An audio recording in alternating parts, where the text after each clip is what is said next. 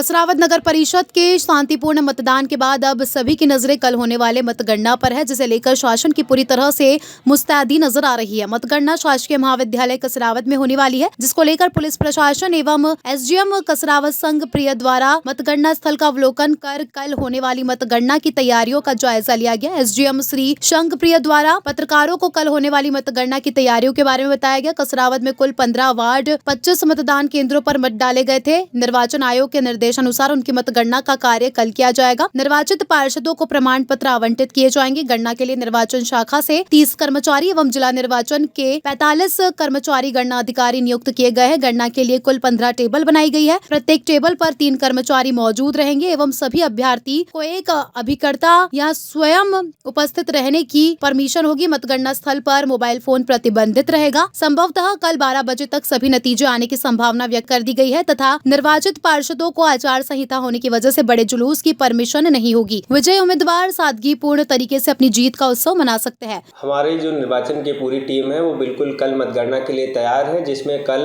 सुबह 9 बजे से मतगणना शासकीय महाविद्यालय कसरावद में आरंभ होगी, जिसमें 25 मतदान केंद्र जो हमारे हैं उनके जो मत ईवीएम के माध्यम से एकत्र हुए हैं उनकी गिनती 2 राउंड में की जाएगी।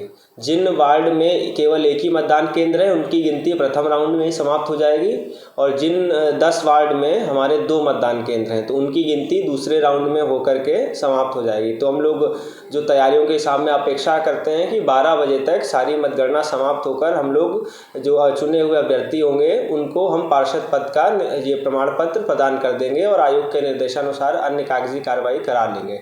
इसके लिए हमारे लगभग 30 के लगभग निर्वाचन शाखा के कर्मचारी हैं और इसके लिए 15 जो हैं काउंटर बनाए गए हैं। प्रति वार्ड के लिए 1 काउंटर, जिसमें से 1 काउंटर पर हमारे 3 कर्मचारी रहेंगे। तो इस प्रकार से 45 जो कर्मचारी हैं गणना जो अधिकारी नियुक्त किए गए हैं उनकी नियुक्ति जिला स्तर से की गई है। साथ ही स्थानीय स्तर पर निर्वाचन शाखा से हमारे 30 कर्मचारी नियुक्त किए गए हैं। इसी प्रकार मैं सभी अभ्यर्थियों को बताना चाहूँगा आपके माध्यम से कि सभी अभ्यर्थी वहाँ पर उपस्थित हो सकते हैं या फिर उनका निर्वाचन अभिकर्ता उपस्थित हो सकता है या फिर एक उनका गणना अभिकर्ता अभियुक्त वहाँ पर उपस्थित हो सकता है इस अवधि में। और उसमें पूरे परिसर में जो है मोबाइल का उपयोग पूरी तरह प्रतिबंधित रहेगा।